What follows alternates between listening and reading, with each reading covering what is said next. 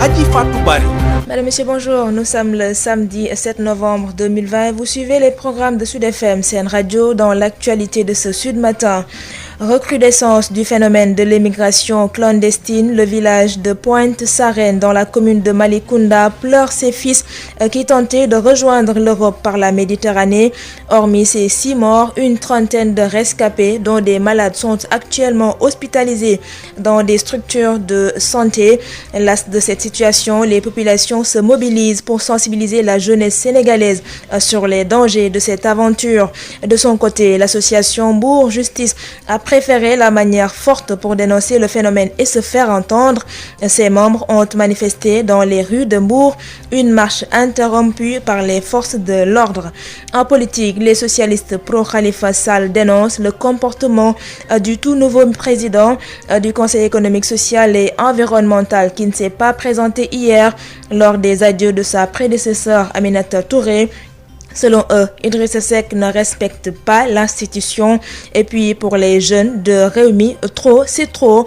Face à la presse, ils ont mis en garde les donneurs de leçons à leur leader, à qui ils ont renouvelé leur soutien indéfectible. Et puis sur l'international, en Guinée, les résultats définitifs de la présidentielle du 18 octobre dernier attendus ce matin. Mais déjà, 5 candidats ont déposé un recours devant la Cour constitutionnelle pour demander l'annulation du scrutin.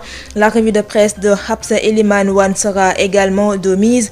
Le développement, ce sera à partir de 6h45. Tout de suite, la version Wolof, c'est avec vous, Adama Ndione. Assalamu alaikum. Waaleykum salaam Adji Fatou Bari. Xibaaru suba gi li leen ci fas yéene rek jukkil bokk na ci dellu siwaatu mbirum tukki dem bitim réew ci jaare ko ci gaal yi di phénomène mbëkk mi village bu Pointe-Sarène foofee nag ca commune bu Malicounda ñu bari ci ay doomam daanaka daal nañuy des ci yoonu géej gi ndax nag wuti l'Europe foofee ca Méditerranée bi lañu ñu bari daal di nag suux lu mooy juróom benn nit ñi daal di nag faatu lu war a toll ci fanweeri nit ñoo xam ne ay rescapé lañu waaye mujj nañu kon rëcc ñenn ñi ci nag feebar lañ ci daal di nag jële ba tax sax jamono ji ñu ngi ci barab bi ñuy faje di structure hospitalière yi nañ ci daal di jukki xibaaru suba gi ndax nag mbir moomu métti la leen ñoom askano ba tax ñu ngay def ay campagne daal di nag sensibiliser ndaw ña ci musiba mi aju nag ci tukki googu jëm bitim réew ci wàllam nag association Bourg Justice moom nag la mu bëgg mooy gën a jéebaane mbirum nag mbëkk moomule ñu bari ci ay membre am sax wàccoon ci mbedd mi ni ki démb ba am ñañ ca daal di nag teg loxo ak taxaway takk der yi seen i jàppante ñoom nag ne ñu duñ ca daal di nag dettu gannaaw ci wàllu politique bi nag socialiste yi farek Khalifa Ababacar Sall di ñaawlu doxalinu président conseil économique social environnemental bu bees bi ñoom ñi daal di nag jàpp ne ca ba muy rek def lii di nag ay aje maanaam ba Aminata Touré di dem moom Idrissa Seck teewul ca barab ba ñàkk warma la ngir mbir institution boobu ci xibaaru suba gi dinañ leen ci daal di nag teewlu waaye itam ndaw yi fare nag parti réew mi ba tey ci wàllu politique ñoom ñi jàpp ne nag lu ëpp tuuru seen jàkkaarloog taskatu xibaar yi nee ñu daal ñi nga xam ne dañuy daal di nag jox leçon kii di seeni nag njiit la ñu bëgg ñu daal di koy dakkal ndax dinañ ko daal di jàppale ci nag doxalin bu bees boobu ñu ko daal di jox ci nguur gi bitim réew Guinée résultat yi nga xam ne nag mooy définitif yi ci wàllu présidentiel bi ñu ngi koy daal di nag xaarandi ci juróomi candidat yi nga xam ne ku ci ne daal nay def recours ngir ñu daal di neenal nag élection yooyu les revue de presse bi Adja Hapsa Iliman Wan lay doon dina dikk ci kanam defal leen wàllu revue des titres Pape Laye Dieye jaajëfal ko bu baax moo fare ci sottandikukaay bi mbokk yi ñuy jëklu jërë ngeen jëf. Sud FM, la revue des titres à la une des quotidiens. Hapsa Eliman Wan. Bonjour et bienvenue à cette revue des titres que nous démarrons par Sud Quotidien. Fin de mission à la tête du Conseil économique, social et environnemental et engagement politique. Mimi Snop Macky prend date. Les Échos, départ du Conseil économique, social et environnemental. Mimi ignore Macky et Snop Idriss Seck. Omar Sarr décime le parti de Maître Wade. 24 heures affiche à sa une avenir politique, ce qui est dans la tête de Mimi. Après 24 heures, nous nous intéressons intéressant à la une de Critique. Macky Sall, Aminata Touré, le premier couac sec. Tribune nous parle de l'accord entre Macky et Idi, l'entente secrète qui a perdu Mimi et compagnie. Vox Populi s'intéresse également à la formation du nouveau gouvernement. Les vérités d'Amadou Ba, Ali Ngouille et Mimi. Après Vox Populi, intéressons-nous à la une de Libération, formation d'un gouvernement d'ouverture et idylle dans le Macky, l'APR et l'opposition dans tous leurs états. L'enquête s'intéresse à l'immigration irrégulière, notamment avec l'obstacle climatique. Après l'enquête, place au soleil, restitution des biens culturels au Sénégal. Le Sénat français donne son feu vert. L'AS donne la parole à Albert Damantin Camara, ministre de la Sécurité de la Guinée. L'hypothèse d'un scénario à la rwandaise n'est pas à exclure. En sport, Prime League, c'est à la une de Stade, le quotidien du sport. Choc de titans, Sadio et Reds prêts à assommer City. Et enfin, Sunu Lamb nous parle de Bira Sène, le nouveau président du CNG, qui déclare commencer par là où Alioune Sarr a terminé. Sud FM li gën a fës ci këru yéenekaay. asalaamaaleykum daleen ak jàmm ci li gën a fës ci ëttu yéenekaay yi tey ji di gaawu di juróom-ñaari fan ci weeru novembre bi ñu nekk. Dañu koy door ak Sud Quotidien bi dellu si ci liggéey ba jeex ci bopp conseil économique social environnemental bu Aminata Touré ak nan la nar a taxawoo ci politique ëllëg. Kii di Mimi daal faalewu ca Macky Sall te it daal joxe na ab dik daje. Les Échos ñoom it di ñu waxtaane li ni mel ne daal kii di Mimi fi mu toll ni daal dafa sax tuddul turu Macky Sall ak Idrissa Seck, waxul sax lu jëm ca ñoom. Les Échos ba tey di waxtaane wàllu Oumar Sarr ne daal moom fi mu toll ni daal nekk di jëlee ay ñooñu Maître Wade ci wetam la nekkee. 24 heures di ñu waxtaane wàllu ëllëgu ci wàllu politique bu Mimi Touré, di ñu wax lan moo ne ci boppam. Critique it di waxtaane wàllu Macky Sall ak Aminata Touré, rawatina li xew démb foofule ci conseil économique social et environnemental. ñu wax ba tey ci wàllu politique soxal lool Papa Abdoulaye Dièye tey jii ëttu yéenekaay yi ñu xëyandool ak waa Tribune di dellu si ci déggoo bi am ci diggante Macky ak Idi ne daal déggoo boobule daal fu mu toll nii moo saf sàpp ki nga xam ne mooy Mimi ak i ñoñam. ñu wax ba tey ci teg bi ñu teg gouvernement bu yees ak kaddu yi nga xam ne kaddu dëgg yi nga xam ne moom la Amadou Ba, Ali Ngouille ak Mimi yëkkati. bu ñu jugee ci Vox Populi ñu jàll ci Libération di waxtaane it wàllu formation gouvernement bu yees woowule ne boobule gouvernement bu yees nag fi mu toll nii merloo daal ba futt la def APR ak waa kujje gi. ñu wax ci wàllu mbëkk mi ak waa l'enquête di ñu waxtaane nag wàllu jaww ji daal ni muy teree gone yooyu la yegg ca l'Europe di seen sàkkuteef. Le Soleil di dellu si ci Sénat français bi nga xam ne daal nangu ngir daal lépp loo xam ne ci wàllu aada la te bawoo ci Sénégal nekk foofu la ñu delloo si ko si suñu réew. bu ñu jugee ci Soleil ñu jàll ci L'As bi jox kàddu ki nga xam ne moo yore wàllu kaaraange gi ci Guinée di Albert Damanton Camara. nee na nag la xew ci Rwanda daal bu kenn yaakaar ne warul mën a am foofule ca Guinée. buñ ca jugee ñu jàll ci wàllu tàggat yaram ak Stade, le quotidien du sport di ñu waxtaane wàllu Prime League bi ne tey ji daal Sadio ak équipe am daal li ñu fas yéene mooy duma ki nga xam ne mooy City. ñu jeexale kook Sunu Lamb bi dellu si ci kàddu yi nga xam ne moom le président bu yees bu CNG di Bira Sène yëkkati. nee na moom daal day doore fi nga xam ne fa la Alioune Sarr teere. dinañ ko gën a farañ fàcce ci revue de presse bi ci kanam. ñu sant Pape Abdoulaye Dièye biñ ci àndaloon. Il est 6h40 dans nos studios. C'est la fin de cette revue des titres. À 6h45, vous avez rendez-vous avec Adja Fatou Bari. Ce sera pour la première édition de Sud Matin. Très bonne suite de programme. Sud FM, toujours copié, jamais égalé. 98.5, Dakar. Sud Matin. Madame, Monsieur, bonjour. Dans l'actualité de ce Sud Matin, recrudescence du phénomène de l'immigration clandestine. Le village de Pointe-Sarène, dans la commune de Malicounda, pleure ses fils qui tentaient de rejoindre l'Europe par la Méditerranée. Hormis ces 6 morts, une trentaine de rescapés, dont des malades, sont actuellement hospitalisés dans des structures de santé. Et puis, las de cette situation, les populations se mobilisent pour sensibiliser la jeunesse sénégalaise sur les dangers de cette aventure. De son côté, l'association Mbour Justice a préféré la manière forte pour dénoncer le phénomène et se faire entendre. Ses membres ont manifesté dans les rues de Mbour, une marche interrompue par les forces de l'ordre. En politique, les socialistes pro-Khalifa dénoncent le comportement du tout nouveau président du Conseil économique, social et environnemental qui ne s'est pas présenté hier lors des adieux de sa prédécesseur Aminata Touré. Selon eux, Idrissa Seck ne respecte pas l'institution. Et puis pour les jeunes de Rewmi, trop c'est trop. Face à la presse, ils ont mis en garde les donneurs de leçons à leur leader, à qui ils ont exprimé leur soutien indéfectible. Pape Abdoulaye Dieye est à la technique. Sud Matin. Adji Fatou Bari. Bienvenue à toutes et à tous. Recrudescence de l'immigration clandestine, une trentaine de rescapés, 6 morts et des malades hospitalisés dans des structures de santé. Le village de Pointe-Sarène, dans la commune de Malicounda, très impacté par le phénomène. Les habitants se mobilisent pour mener des activités de sensibilisation afin de convaincre les jeunes à rester au pays.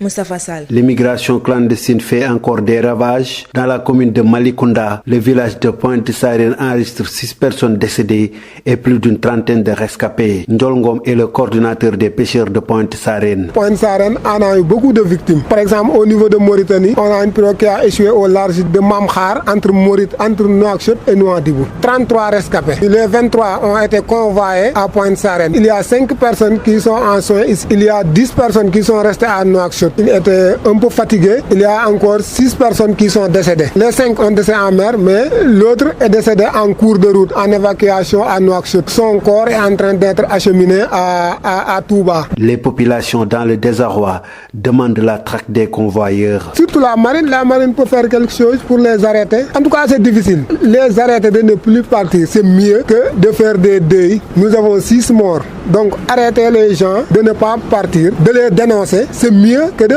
faire des deuils. Mais il faut les dénoncer parce que les enfants ne savent pas ce qui se passe. C'est des enfants qui ont entre 15, 20, 30, 35 ans. Dénoncer, s'ils voient une pirogue en train de convoyer des enfants, il faut les dénoncer parce que c'est mieux que de faire des deuils. Pour endiguer ce fléau, des journées de réflexion seront organisées à l'endroit des parents et candidats au voyage. Nous sommes en train de trouver une solution pour voir comment sensibiliser la jeunesse. Déjà, on l'a commencé avant-hier avec les prières qu'on avait organisées. Donc la jeunesse, l'association des jeunes de Pointe-Sarène aussi est en train d'organiser un forum. Tous les jeunes de la commune de Malicounda pour conscientiser les gens pour qu'ils restent. On n'a rien d'autre que la pêche. Nous sommes un village de pêcheurs, d'éleveurs et d'agriculture. Donc ils peuvent continuer la pêche. Toujours à Malicounda, le village de Nianing compte à ce jour 4 morts causées par l'immigration clandestine. Moustapha Sall Mbour pour la radio Sud FM.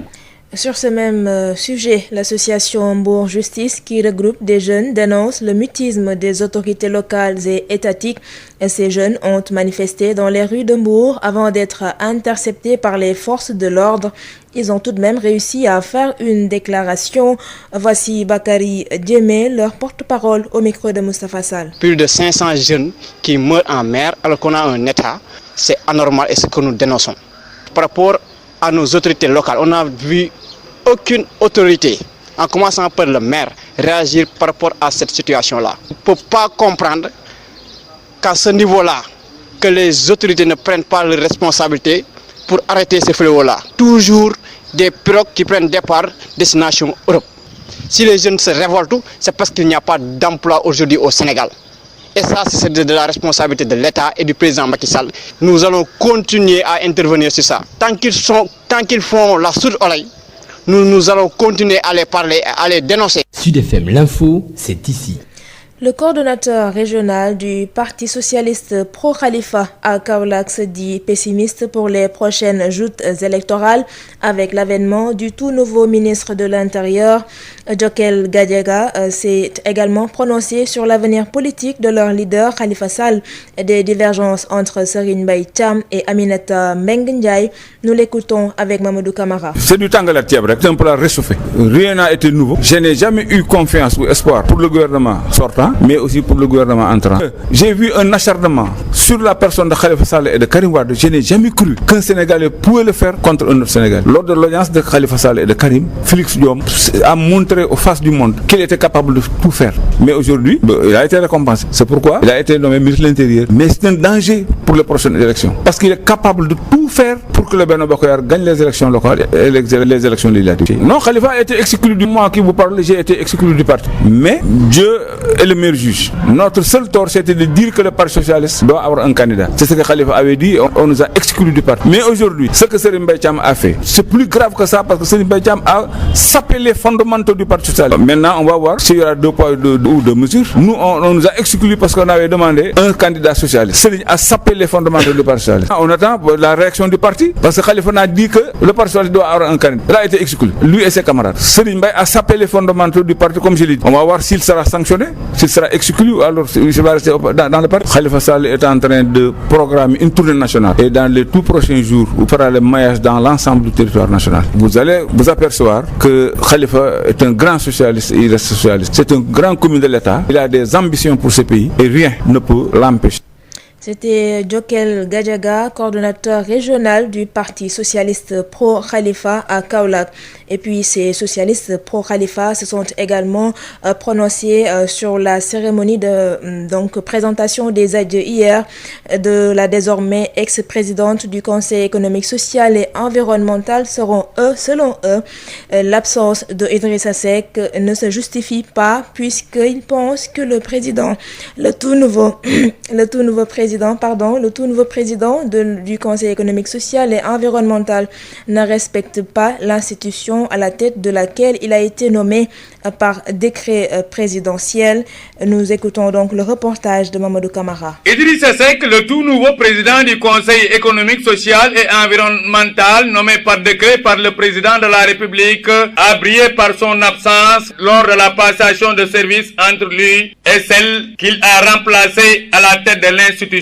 Diokel Gadiaga, le coordonnateur régional du Parti socialiste de Kaolack pro-Khalifa Sall, pense que les institutions sont sacrées. Diokel Gadiaga. Il n'y a pas eu de passation de service parce que passation de service, il faut 2 personnes, il faut 2 responsables. Celui qui était en activité et celui qui le remplace. Mais seule Mme Aminata était présente. C'est inacceptable. Parce que l'autre semaine, on a entendu Martin Mansour Faye dire si l'OFNAC me convoque, je ne viens pas. Aujourd'hui, il nous répète encore une chose plus grave que cela. C'est une insulte à l'insulter au peuple sénégalais. C'est pas du tout normal. En tout cas, de toutes les façons, ce qui se passe actuellement dans ce pays, c'est inacceptable. Nous, aux élections présidentielles, on était avec Idi 2019. Mais quand Idi 2019 s'est transformé en Covid-19, nous sommes restés khalifistes, nous sommes restés socialistes. Et c'est terminé parce que cette coalition, nous l'avons enterrée le lendemain des élections. La loi a un caractère obligatoire, elle est impersonnelle et s'applique à tous les citoyens, dixit le coordonnateur régional du Parti socialiste pro-Khalifa Sall à Kaolack. Mamadou Camara, Sud FM.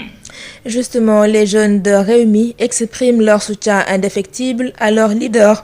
Après sa nomination à la tête du Conseil économique, social et environnemental, plus que jamais déterminé à faire de sa nouvelle mission la leur, ils mettent en garde les donneurs de leçons. Un point de presse qui a failli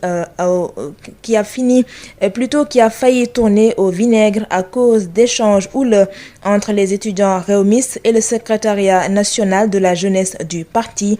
Marie-Rosaline Ndiaye. Le tout nouveau président du Conseil économique, social et environnemental bénéficie du soutien total et intégral des jeunes de son parti. La jeunesse nationale de Rewmi félicite son président pour avoir accepté la main tendue du président de la République, Mori Gaye, le secrétaire national de la jeunesse de Rewmi. Monsieur le président Idrissa Seck, rassurez-vous, votre jeunesse sera l'avant-garde, la garde et le bouclier de toute votre action politique.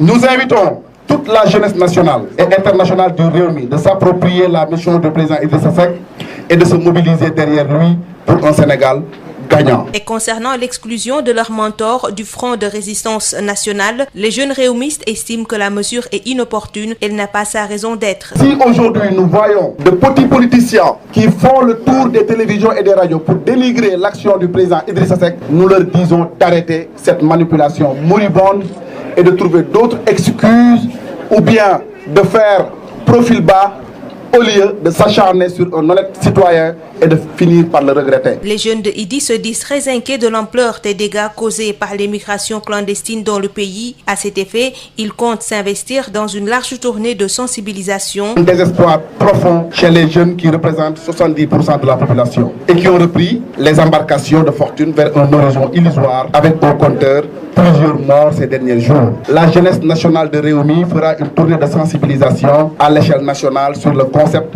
toog sa dëkk, liggéey sa dëkk, tekkee sa dëkk. Les jeunesses de Rewmi engagées avec ferveur derrière Idrissa Seck mettent en garde les manipulateurs et fauteurs de troubles. Ils se disent prêts à en découdre afin de rétablir l'ordre. A préciser que ce point de presse à l'appel des jeunes de Rewmi a failli tourner au vinaigre. Des échanges mouvementés ont opposé les membres du secrétariat national aux étudiants rewmistes qui ont voulu prendre part à la rencontre. C'était le compte-rendu de Marie-Rosalie Ndiaye. Puis, en plus bref, passation de service au ministère des Affaires étrangères et des Sénégalais de l'extérieur. Le ministre sortant, Amadou Ba, réaffirme sa loyauté au président Macky Sall et se dit tout à sa disposition. Il engage les personnels du ministère à accompagner le nouveau ministre dans l'exercice et la mise en œuvre de la politique diplomatique du pays. Pour sa part, le tout nouveau ministre des Affaires étrangères, Madame Aïssata Tall Sall, a salué le travail de son prédécesseur et indiqué que l'État est une continuité. Il a également décliné sa feuille de route à la tête de la diplomatie et surtout les solutions qu'elle préconise pour lutter contre l'immigration clandestine. À Ziguinchor, des ressortissants guinéens exigent le respect de la volonté populaire après la présidentielle en République de Guinée. Ils ont marché hier pour réclamer le départ de Alpha Condé et en ont profité pour dénoncer les crimes et exactions commis en Guinée, mais aussi déplorer le mutisme des chefs d'État africains.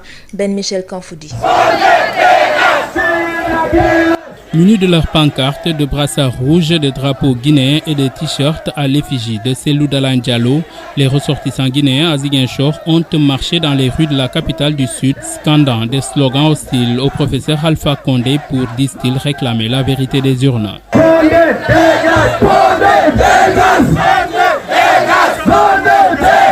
Imran Ben Yaya Diallo porte leur parole. Juste montrer à la face du monde, la communauté internationale, surtout la CEDEAO, ce qui se passe en Guinée. Le peuple s'est exprimé en donnant la victoire à M. Cellou Dalein Diallo. Aujourd'hui, Alpha Condé veut confisquer le pouvoir là avec la complicité de la CENI. C'est l'objectif de notre marche aujourd'hui, c'est pour dire que vraiment de restituer la vérité des urnes et surtout aussi instaurer la paix. Ces ressortissants guinéens regroupés autour du FNDC en ont profité pour dénoncer les crimes commis dans leur pays tout en exprimant leur indignation face au mutisme des chefs d'État africains. On tue même des enfants, des innocents, on kidnappe des gens et on les fait payer de l'argent pour qu'ils soient libérés. Et la police et la gendarmerie de la Guinée est complice même de toutes les exactions qui se passent en Guinée. Ce sont même les auteurs, ils pillent les magasins, les boutiques et vraiment on en a marre.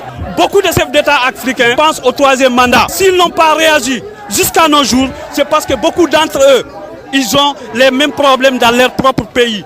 Et tous, ils pensent vraiment à un troisième mandat. Nous voulons un CEDEAO de peuple et non un CEDEAO de chefs d'État. Cette marche des ressortissants guinéens regroupés autour du FNDC a enregistré le soutien de certaines associations sénégalaises de la société civile, dont le mouvement citoyen et le collectif Frappe France Dégage. Ben Michel Kanfoudi, Ziguinchor, Sud FM. C'est la fin de ce journal. Dans un instant, retrouvez Adam Ndione pour l'édition Wolof. Merci à Pape Abdoulaye Dieye qui a assuré la partie technique. Très bonne journée à toutes et à tous. mbokk yi asalaamaaleykum jërë ngeen jëf ci fasante ko lu rek écouté gi ci tànn gi Sud FM seen rajo 98.5 Dakar kàddu gi bàyyi ko Sacré-Cœur ñu lëkkaloo ci suñuy diwaan 7h bisimilah ci xibaar yi. Adama Ndione. doore ko ak phénomène nag lii di mbëkk mi village bu Pointe Sarène nag séeri nag jaaxle ca commune bu Malicounda foofee ñu bari ci askan wa daanaka seen bakken des na ci yoonu nag l'Europe bi ci géejub Méditerranée gi dinañ ci dikk ci ndorteelu xibaar yi lu mooy juróom benn nit ñi ca daldi nag faatu fanweeri nit ñi ca daldi nag rëcc ñu ci bari feebar dab leen ca ba ñu ngi ci barabu fajukaay yi mbir moomu nag ëlëm leen ñëw askan wa ba tax ñu ngay daldi nag tàmbale ab doxalin ba ñuy daldi rek sensibiliser ndaw ñi ñu mën a des seen kër wala rek xam musiba mi ci daldi nag aju ci wàllam nag association Mbour Justice ñoom nag beneen doxalin la ñu daldi def te mooy rek ñaawlu tekkaaralu autorité yi ay membre am daldi naan wàccoon ci mbedd mi am na ñeñ ca teg loxo politique bi moom socialiste yi ànd ak Khalifa Ababacar Sall di ñaawlu doxalinu président bu conseil économique social environnemental ñoom ñi jàpp ne nag ca ba ñuy jébbalante léngee moom Idrissa Seck wane na ab ñàkk wekk institution googule ndaw yi fare réew mi boobu jamono ñoom itam wax ne lu ëpp tuuru daanaka nag ñi daal di joyanti Idrissa Seck di ko jubanti ci doxalinam ndax jàpp ne dafa daal di worok ay kàddoom la ñuy daal di nag artu ci ab ndaje ba ñu daal di nag amal ni ki démb ba sax coow daal di cay tàbbi la ñu ko daal di xamle xibaaru bitim réew résultat yi ci Guinée ñu koy xaarandi résultat définitif yi ak nag way ku jigi sax ku ñu daal di neenal yooyu les élections ndax jàpp ne jaarul ci yoon dinañ ciy jukki ak askanu Guinée yi teew fii ci mim réew toftal ci yeneen i xibaar revue de presse bi Xabsa Iliman Wan lay doon xibaar yi daal di buur Pape Lay Dieye moo ne ci sottandikukaay bi faram-fàcce Guinness gis lay doon. Adama Ndione. ci kàddu gi dellu siwaat gi jéggi na dayoo te mooy émigration clandestine bi ñuy tukki jël gaal wuti bitim réew lu war a toll ci fanweer ci ay nit rëcc nañ ci juróom benn daal di ci ñàkk seen nag bakken ak ñeneen yi nga xam ne ñu ngi ci l'hôpital yi di faju ndax feebar baleen ca daal di nag depp bu village bu Pointe Sarène li ni mel lañ fa daal di ndemeeku ca commune bu Malicounda ñoom nag phénomène bi laal na leen bu baax a baax askan wa nag ñu ngay daal di nasaka nocci bu ko defee def ay activités yi ñuy naax nag ndaw yi ñu mën a des nag ci seen réew ñu ciy interpeller autorités yi ñu jàpp ne nag mbir mi faaw ñu daal di ciy taxaw Mbour Moustapha Sall. juróom benn xale ñàkk nañ seen bakkan ci géej gi ñu ngi dëkk fii ci Pointe Sarène am na fanweeri nit yu nga xamante ne ak yu topp dellu si nañu ñoom dañoo demoon ci mbëkk mi bawoo woon fii ci Pointe Sarène Ndiol Ngom moo jiite nappkat yi nekk fii ci dëkk bi. Pointe Sarène yëg nañ mbëkk mi trop sax yëg bu miti sax parce que seen doom yu bëri demoon nañ am na ñu dem egg am na ñu dem ñu mujjee dem egguñu seen gaal échoué Mauritanie xam nga ñu am ci 6 morts am 23 yoo xam ne convoyé nañ leen ñu ñëw am 10 yoo xam ne des nañ ci hôpitaux yi foofu Mauritanie amoon na 5 yoo xam ne aussi seen état xawoon na doy waar ñu yóbbuwaat leen hôpitalu Tefes ci benn gaal gi Pointe Sarène amoon na ci 39 beneen gaal gi mu am ci beneen gaal gi encore mu amaat ci beneen 39 yi nag moo am 6 morts. ñu bari ci ñoom di askan wi jaaxle lool di ñaan nag ñu boole wala ñu jàpp ñi nga xamante ne ñoom ñooy yóbbu gën a yooyu lee. en tout cas ku gis kuy dem na ko dénoncer parce que moo gën lii ñu nekk fan yi gis kuy dem nga wax ne gaal gee dem mu ngi yóbbu ay nit ñu ñëw jàpp ko moo gën ñuy wëlbatiku di dëjëndool 5 personnes 6 ci benn jour ba pare di faj ñenn ñi mais gaal yu ndaw la ñuy jël yëpp ci nit ñi fekk gaal gu mag gi moo tax police su ñëwee di sóor gaal gu mag ci tefes gi xam nga du ko gis fekk na am na gaal gu tuuti goo xam moo yëpp ñii kii yëpp ñii ñu yóbbu. ay ndaje sax ñoom ñu ngi koy waaj a amal rek ngir ñaax askan wi waajur yeeg gone yi nga xamante ni dañoo nar a dem ci mbëkk mi ngir ñu daal di koy bàyyi toog fii liggéey. bërki dem bi ñu ootee bi ñuy julee jumaa waxtaan ñaanal leen dañ fa jël kaddu wax leen ne bu kenn demati parce que temps bi neexul ñu ngi def ay sensibilisation association des jeunes bi aussi dimanche dina woote waat kaamil ci jumaa ju mag yi ñaanal leen mais def benn sensibilisation commune Malicounda ci boppam ba loolu dinañ ko amal incha allah pour conscientiser jeunes ñu ngi ciy wax ci groupe bu dëkk ba muy CRSD bi ñu ngi ciy wax ci association des pêcheurs groupe bu nekk aussi yaa ngi ciy wax ci say classe d'âge ñi ngay àndal pour ñu toog. dëkk bii di Nianing nekk ba tey ci commune Malicounda ñoom it ñàkk nañ seen ñeenti gone ci mbëkk mi lee Moustapha Sall Mbour pour la rajo Sud FM. Mbour la ñuy desandi ak association Mbour Justice ñoom ñi daal di dajale ay ndaw di ñaawlu nag tekkaaralu njiitu goxaat yi ak état bi ndaw yi nag daal di manifester ni ki démb wàcc ca mbedd mi ba sax way takk der yi am ñañ ca daal di nag tekki loxo waaye déclaration ba ñuy def benn la mooy situation bi am ci mim réew état bi moo nekk nag ci ginnaaw yi ñoom ndaw ñi nag bëgg ñu daal di jël ay matuwaay ngir daal di dakkal émigration clandestine bi Bakary Diémé mooy seen porte-parole ñu déglu ko Moustapha Sall. ay doomu Sénégal ñoo ngi jël gaal gi ba léegi di si dee te loolu c'est anormal. ay jeunes sénégalais waxatuma sax ay Mbourois. ci benn jeune liggéeyatul ni y a plus de 500 jeunes yoo xam ne ni disparaître nañ te gisuñu dara gisuñu benn disposition bu ñu jël léegi nag lu si am dañ koo gis te ñëpp gis nañ ko moom mooy le président Macky Sall c'est-à-dire que nangu see waxu si benn yoon loolu la ñuy dénoncer su jógoon suba ne benn gaal dootul départ te Mbour mun na ko parce que am na ay moyens. loolu nag état moo ko war a def na état bi jóg ñun nag duñu bàyyi tey duñu bàyyi ëllëg. mais duñu toog nag di seetaan suñuy frères wala suñuy compagnons ñoo xam ne dañ ñoo jege trop di dee si géej. Sud FM. ñu daal di dikk wàllu politique gi coordonnateur régional parti socialiste yi ñu ànd Khalifa Sall ñoom ñi jàpp ne daal seen xel dalul dara ci ministre intérieur bu bees bi ñu daal di nag tabb ci élection yi ñu daal di nag jëm Jokal Gadiaga di daal di nag yëkkati kàddu jëmee ci avenir politique bu njiitam di Khalifa Sall waaye itam coow li tàbbi ci parti socialiste diggante Serigne Mbaye Thiam Aminata Mbengue Ndiaye ca Kaolack la ko daal di xamle ñu déglu ko moom bi ko Jokal Gadiaga ak Mamadou Camara. gouvernement bi moom bii awma ci yoon yaakaar bi fi nekkoon biir awma ci yaakaar bi ci gën a garaaw nag mooy le ministre de l'intérieur Félix Diome bii ñu jox intérieur amul lu ko gën a garaaw parce que gis naa mu def ci procès Karim Wade ak procès Khalifa Sall acharnement boo xam ne foogu moon ne benn sénégalais mën na koo def ci doomu sénégalais ni moroma ndekete boobu lii la doon xaar pour ñu fay ko lii tey il a été récompensé parti socialiste bi ànd Khalifa Sall laa wax parce que ñun bële dañ ñoo dàq waaye nag ñu ngi xaar ndax ñun lañ wax bañ dàq ñu mooy ne parti socialiste war na am candidat loolu la ñu dàqee léegi ci biir loolu Serigne Mbaye Thiam wax na lu gën a garaaw loolu sappe fondamental parti bi léegi nag ñu ngi déglu parti bi ba xam ndax 2 poids 2 mesures kumba am ndey ak kumba amul ndey la ñun dañu dàq pour loolu moom mu wax lu gën a garaaw loolu ñu ngi seen ndax danañ ko dàq nuñ ko dàq. yéen pro Khalifa si naka ngeen gisee seen avenir. suñu avenir macha allah Khalifa Sall ku ne xam na ne c'est un socialiste ku ne xam ne c'est un grand commun de l'État kilifa la te réew mi ko ñor fi mu tegoon tànkam ba dugg ci kaso foofu lay teg tànkam parce que réew mi la soxla en 2024 mu ngi waajal tournée nationale pour loolu doole Guédiawaye ñoo ay ci Ahmed Aïdara te suñ paree danañ def les 14 régions danañ def les 45 départements.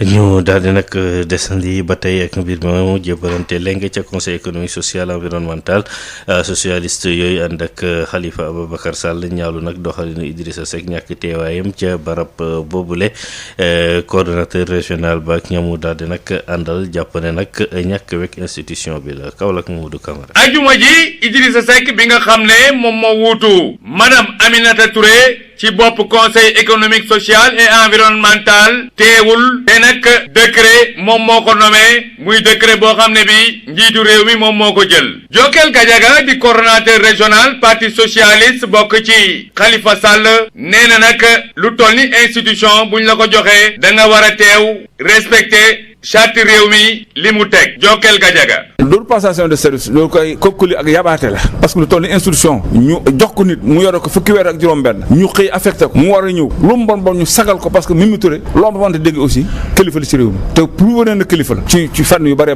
kon méritul tey humiliation yi ñu koy def dàq ko bëccëg ndar kàmm yemul ci loolu passation de service ñu ne ko compté wuñ la du ñëw ci sa passation de service Mimi Touré ne mérite pas ça amul benn doomu Sénégalais boo xam ne nii façon boobu war nañ la ko def bien sûr Mansour Faye barki dem biñ ko def ne buñ ma off nag ooyee du ma leen uji tey Idrissa Seck li ñu def c'est la même chose mooy ne waroon na taxaw tey ci passation de service. moom coordonnateur régional parti socialiste jege Khalifa Sall nee na loi ñëpp la fi nekkal te tamit amul xaaj ak seen lu mel ni passation de service ci ay institution lu ñu war a fonk la Kaolack Mamadou Camara Sud FM. waaw Mamadou Camara desandi ak politique bi ak ndaw yi parti réew mi ñoom ñi wane seeni jàppale ki nga xam ne mooy Idrissa Seck gannaaw bañ ko falee ci bopp CES googule nañu teel a ñu gën a taxaw rek ngir daal di ànd ak moom ci mission googule ndaw ñi nag ñu ngay daal di artu ci ñi nga xam ne ñooy bëgg rek jox leçon seeni nag njiit seen daje ba nag tàngoon na ndax yenn ci étudiants yi ñëwoon daanaka bokk ñu woon gis-gis ak secrétariat national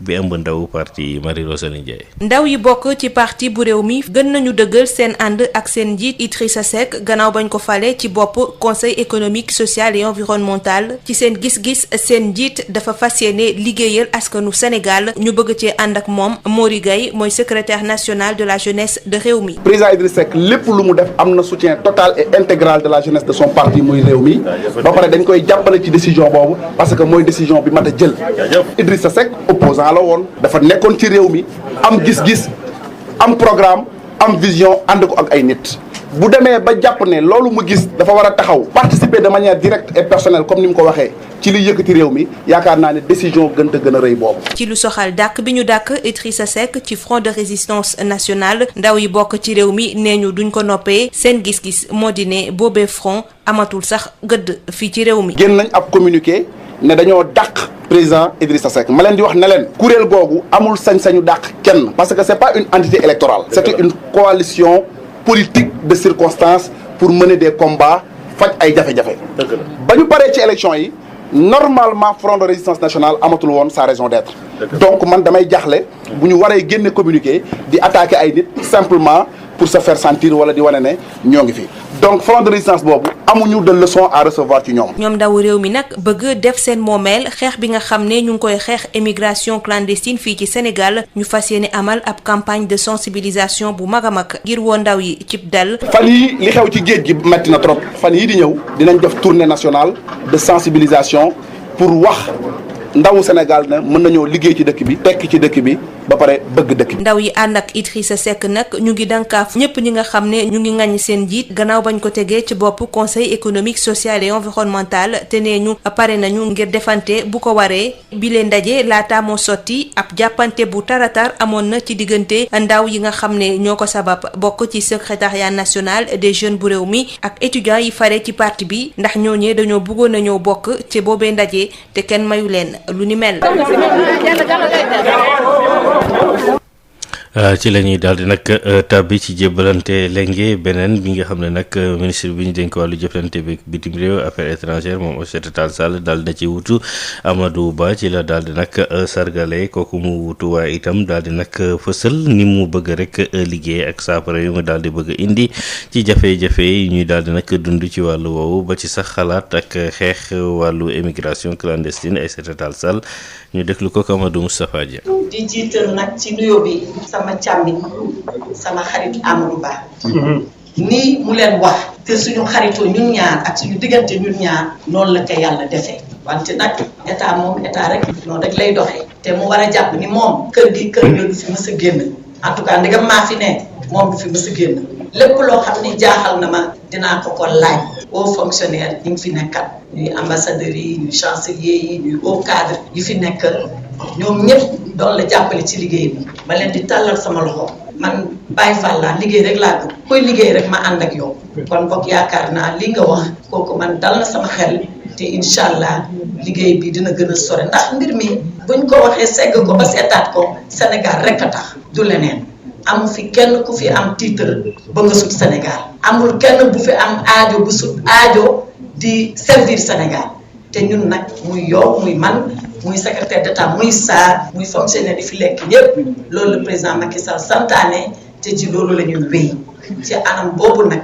ma bëggoon wax ni nañ ànd liggéey ànd taxaw temm suñu diplomatie dem na fu sore tey wax nga ko ku dégg Sénégal dégg-déggin bi nu mu demee dayoo bi nu mu demee daraja bi fu ma àgg tolloowul sax méngoowul sax ak suñu koom-koom ak suñu am-am.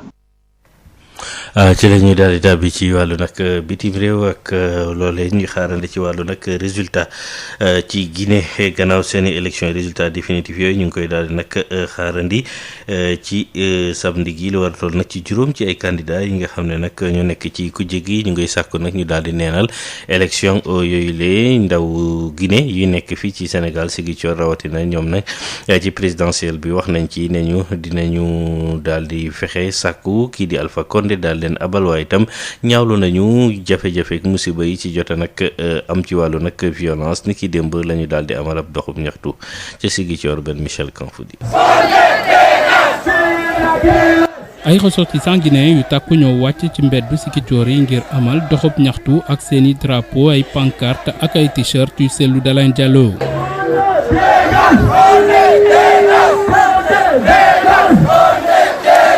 ñoom ñooñu le nag lu ñuy laaj mooy ñu joxe résultat yi nga xamante ni moom la urne yi joxe Imran Ben Yaya Diallo moo yore seen kàddu. c'est une manière de dire que vraiment kontaanuñu ñu gis nañu Guinée élection yi jàll nañu ci jàmm kenn gagné na mais pouvoir bi nanguñu delloo vérité urne yi loolu moo tax tey ñu mobiliser population Ziguinchor bi pour ñu mun manifester ñu wone vraiment suñu mécontentement. ressortissant guinéen yooyu nga xam ne ñu ngi bootu ci FNDC daal di nañuy profité ci seen doxub ñaxtu boobu daal di ñaawlu crime yi nga xamante ni ñu ngi koy def ca Guinée ba pare yokku ci di ñaawlu tekkaaral président africain yi. ñu ngi rey ay doomu aadama ñu ngi rey ay xale ñu ngi def lu leen neex di kidnapper ay nit ñi di leen yóbbu kaso injustement silence président africain yi.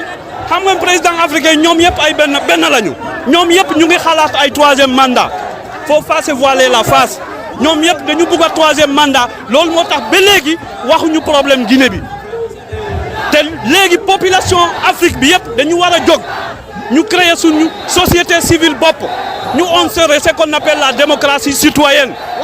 ci seen doxub ñaxtu boobu nga xam ne ñu ngi ko daan amal ci yoonu Sikicoor yi ressortissant guinéen yooyu nag daal nañu am ndimbalu yenn ci association société civile yu Sénégal mel ni ki Vision Citoyenne ak FRAPP France Dégage ki doon jokkoo ak yéen fii ci diwaanu Ziguinchor Ben Michel Konfoudi pour Sud FM.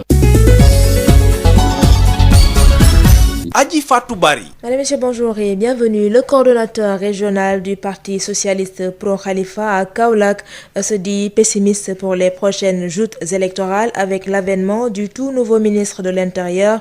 Diokel Gadiaga s'est également prononcé sur l'avenir politique de Khalifa Sall, mais aussi sur les divergences entre Serigne Mbaye Thiam et Aminata Mbengue Ndiaye. Nous l'écoutons au micro de Mamadou Camara. C'est du Tangala Tiabrek, c'est un plat réchauffé. Rien n'a été nouveau. Je n'ai jamais eu confiance ou espoir pour le gouvernement sortant, mais aussi pour le gouvernement entrant. J'ai vu un acharnement sur la personne de Khalifa Sall et de Karim Wade. Je n'ai jamais cru qu'un Sénégalais pouvait le faire contre un autre Sénégalais. Lors de l'audience de Khalifa Sall et de Karim, Félix Diom a montré aux faces du monde qu'il était capable de tout faire. Mais aujourd'hui, il a été récompensé. C'est pourquoi il a été nommé ministre de l'Intérieur. Mais c'est un danger pour les prochaines élections. Parce qu'il est capable de tout faire pour que le Benno Bokk Yakaar gagne les élections locales et les élections législatives. Non, Khalifa a été exclu du mois qui vous parle, j'ai été exclu du parti. Mais Dieu est le meilleur juge. Notre seul tort, c'était de dire que le Parti socialiste doit avoir un candidat. C'est ce que Khalifa avait dit, on nous a exclus du parti. Mais aujourd'hui, ce que Serigne Mbaye Thiam a fait, c'est plus grave que ça parce que Serigne Mbaye Thiam a sapé les fondamentaux du Parti socialiste. Maintenant, on va voir s'il y aura deux poids ou deux mesures. Nous, on nous a exclus parce qu'on avait demandé un candidat socialiste. Serigne a sapé les fondamentaux du Parti socialiste. On attend la réaction du parti parce que Khalifa a dit que le Parti socialiste doit avoir un candidat. Il a été exclu, lui et ses camarades. Serigne Mbaye a sapé les fondamentaux du parti comme je l'ai dit. On va voir s'il sera sanctionné, s'il sera exclu ou alors s'il va rester dans le parti. Khalifa Sall est en train de programmer une tournée nationale et dans les tout prochains jours, il fera le maillage dans l'ensemble du territoire national. Vous allez vous apercevoir que Khalifa est un grand socialiste et il reste socialiste. C'est un grand commis de l'État. Il a des ambitions pour ce pays et rien ne peut l'empêcher. C'était Diokel Gadiaga, coordonnateur régional du Parti socialiste pro-Khalifa à Kaolack. Les jeunes de Rewmi expriment leur soutien indéfectible au président du parti Idrissa Seck après sa nomination à la tête du Conseil économique, social et environnemental. Plus que jamais déterminés à faire de sa nouvelle mission la leur, ils mettent en garde les donneurs de leçons à leur leader.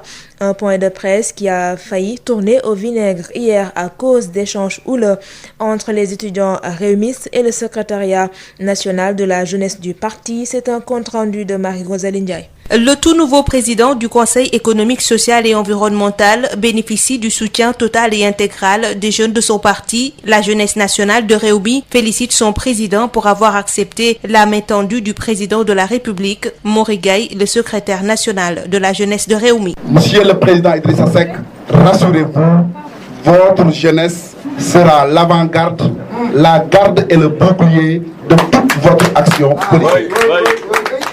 Nous invitons toute la jeunesse nationale et internationale du Rewmi de s'approprier la mission du président Idrissa Seck et de se mobiliser derrière lui pour un Sénégal gagnant. Et concernant l'exclusion de leur mentor du Front de résistance nationale, les jeunes réwmistes estiment que la mesure est inopportune. Elle n'a pas sa raison d'être. Si aujourd'hui nous voyons de petits politiciens qui font le tour des télévisions et des radios pour dénigrer l'action du président Idrissa Seck, nous leur disons d'arrêter cette manipulation moribonde et de trouver d'autres excuses ou bien de faire profil bas au lieu de s'acharner sur un honnête citoyen et de finir par le regretter. Les jeunes de Idy se disent très inquiets de l'ampleur des dégâts causés par l'immigration clandestine dans le pays. À cet effet, ils comptent s'investir dans une large tournée de sensibilisation. Un désespoir profond chez les jeunes qui représentent 70% de la population et qui ont repris les embarcations de fortune vers un horizon illusoire avec au compteur plusieurs morts ces derniers jours. La jeunesse nationale de Rewmi fera une tournée de sensibilisation à l'échelle nationale sur le concept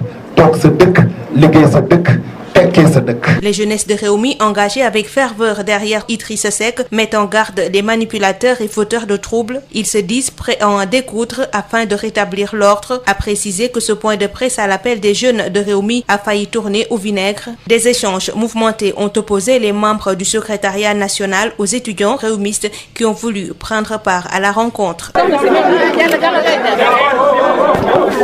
C'était donc un compte rendu signé Marie-Rosalie Ndiaye. Au Sénégal, 3 500 000 élèves ont été impactés par la pandémie de Covid-19 selon les premières estimations. L'éducation, la santé, l'économie, autant de secteurs impactés par la crise, freinant ainsi les progrès en faveur des droits des enfants. Et suite à cela, des recommandations ont été formulées par l'UNICEF et l'ONG Save the Children pour limiter les impacts. Entre autres recommandations faites, il y a l'augmentation des budgets des secteurs sociaux de 15% pour la santé et de 3% pour la protection sociale. Et puis, reprise des cours prévus ce 12 novembre. Il faut une protection sociale pour les plus démunis. Le dispositif sanitaire doit également être renforcé dans les établissements pour éviter les contaminations. L'UNICEF et l'ONG Save the Children rassurent les parents d'élèves afin qu'ils laissent leurs enfants reprendre le chemin de l'école. Écoutons Sylvia Danialov, représentante de l'UNICEF au Sénégal, au micro de Aïssatou Gueiba. Nous avons l'expérience déjà d'un retour partiel pour les classes d'examen en juin qui s'est très bien passé. Et je félicite vraiment la mobilisation de tous les acteurs, au niveau décentralisé, des acteurs du domaine de l'éducation, au niveau des préfets, des gouverneurs, des communes, de la société civile. Ça s'est très bien passé au mois de juin. Et nous avons encore le gouvernement a renforcé le protocole sanitaire qui est en place dans les écoles, dans la distanciation physique. Nous avons tombé le masque parce qu'on a une distanciation, mais tous les enfants et tous les professeurs vont garder le masque. Nous dotons et nous continuons à doter toutes les écoles et c'est un travail et des efforts à faire. Il est vrai que encore certaines écoles doivent pouvoir être renforcées au niveau de l'accès à l'eau, au dispositif de lavage des mains, mais c'est en bonne voie. Et vraiment l'expérience a été très positive. Et aussi nous ne voyons pas une cause à effet de la recrudescence de l'accès aux écoles et la recrudescence de la Covid. Vraiment, au niveau mondial, quand les enfants retournent à l'école, il y a peut-être certains cas de transmission, mais c'est vraiment pas la cause d'une recrudescence de la pandémie. Et vraiment, nous sommes ici en situation où la pandémie semble maîtrisée, mais nous devons continuer à être vigilants. Donc vraiment, pour les parents, surtout des filles, mais aussi des garçons bien sûr, encouragez vos enfants de retourner à l'école et soyez confiants que le domaine, l'école va leur donner les meilleurs moyens et comme l'a dit mon collègue Ken, nous mettons aussi en place des mesures pour que ceux qui risquent de décrocher puissent être accompagnés, les filles, les enfants des familles pauvres et vulnérables, les enfants handicapés qui ont besoin de cet accompagnement de manière dans les situations normales, mais surtout après 8 mois d'absence. Et nous sommes confiants, basés sur l'expérience du mois de juin, que la rentrée scolaire va être positive et nous faisons tout pour soutenir le ministère de l'Éducation et tous les partenaires dans ce sens. Direction Saint-Louis, où la cellule régionale de la Fédération des associations féminines du Sénégal a procédé au renouvellement de ses instances. Ses membres s'engagent à œuvrer sur tout ce qui contribuerait à relever la femme et à préserver ses droits. Aussi, la promotion de la masculinité positive en intégrant dans leurs associations des jeunes garçons. Les détails avec Yves Tendeng. C'est dans la convivialité et la plus grande transparence que s'est déroulé le renouvellement des instances de la cellule régionale de la Fédération des associations féminines du Sénégal. Le comité directeur s'est réuni depuis ce matin et tout s'est bien passé. Il y a eu des délégations qui sont venues de Podor, de Rosso Sénégal, de Ross Béthio, de Gandiol.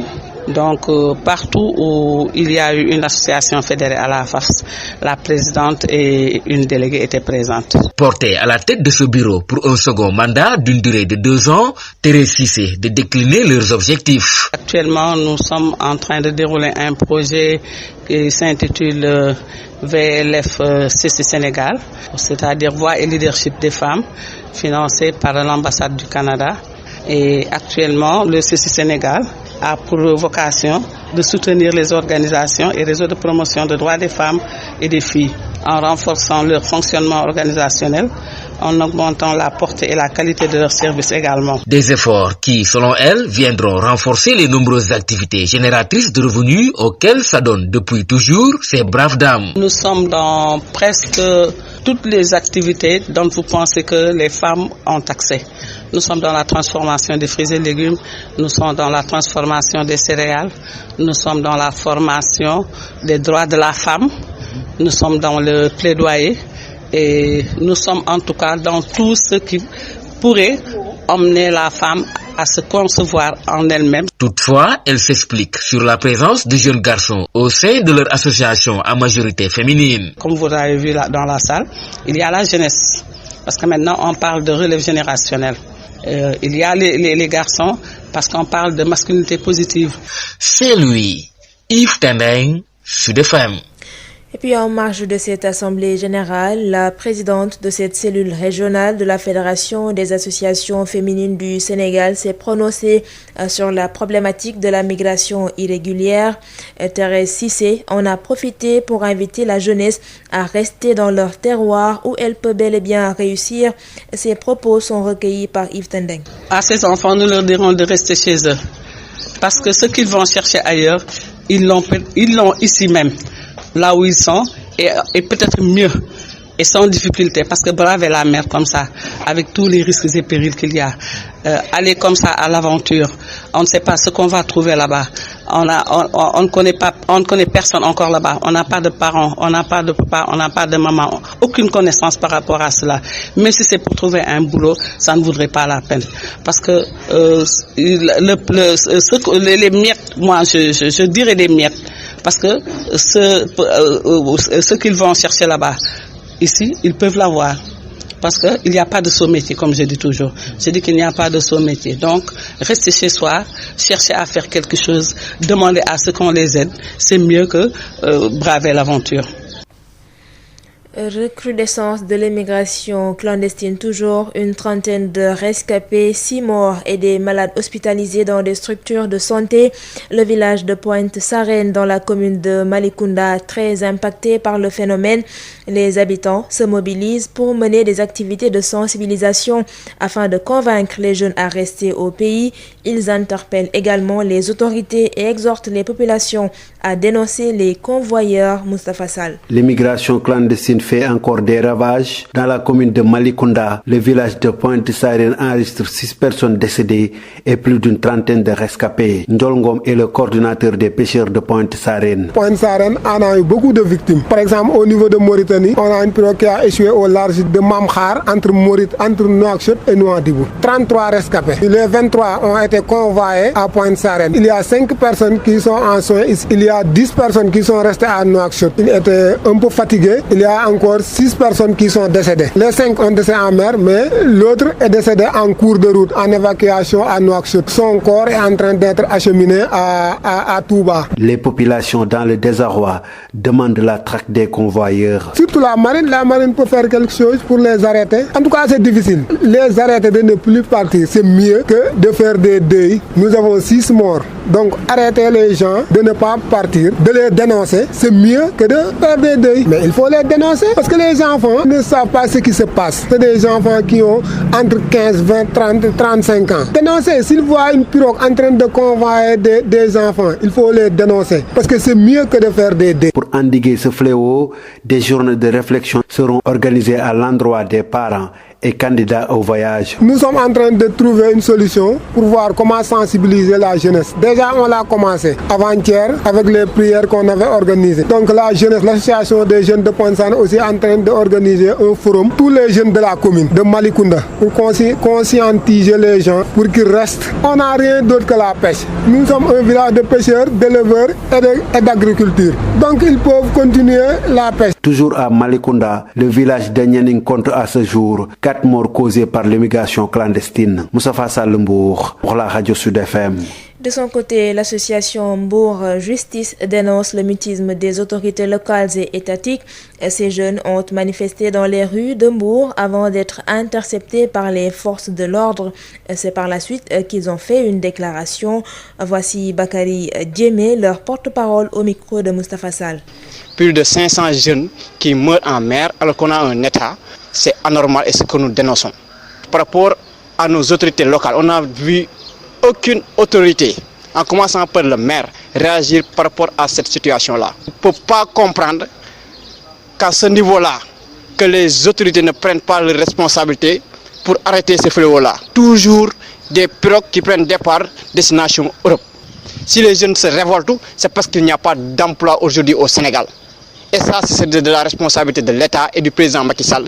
Nous allons continuer à intervenir sur ça. Tant qu'ils font la sourde oreille, nous allons continuer à les parler, à les dénoncer. Passation de service au ministère des Affaires étrangères et des Sénégalais de l'extérieur, le ministre sortant, Amadou Ba, réaffirme sa loyauté au président Macky Sall et se dit tout à sa disposition.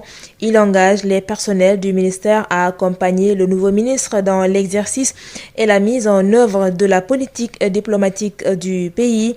Amadou Ba est au micro de Amadou Moustapha Dia. J'exprime ma sincère gratitude à son Excellence M. Macky Sall, président de la République, qui, depuis 2013, m'a accordé, puis renouvelé sa confiance plusieurs reprises dans les ministères de souveraineté.